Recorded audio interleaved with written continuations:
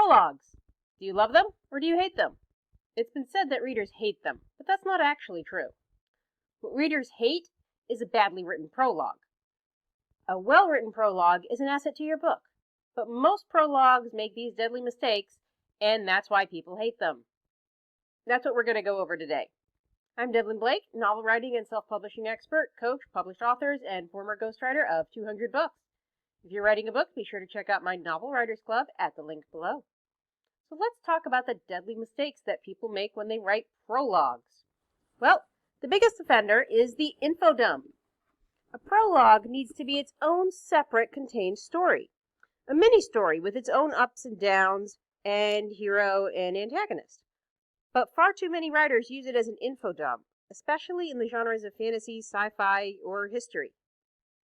A prologue is a place where we should get introduced to the problem, not the world.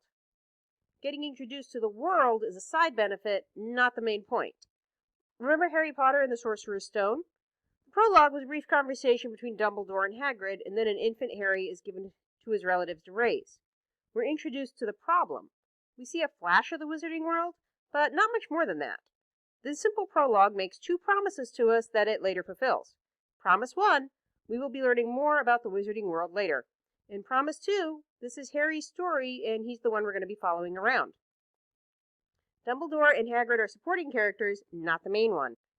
The story fulfills both these promises and gets us interested in the story yet to come. But this brings us to our second deadliest mistake in prologues, the bait and switch. This is where the prologue promises to be X and then delivers Y. We would not be happy with the Harry Potter story if they never returned to the wizarding world that we were promised. If everything took place in the real world, the story would not be anywhere near as interesting.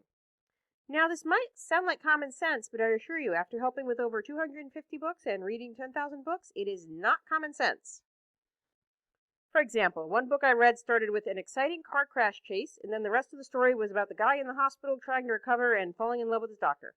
The story was actually good, but the reviews revealed that too many readers felt tricked into reading the rest of the story, hoping for that same level of action later.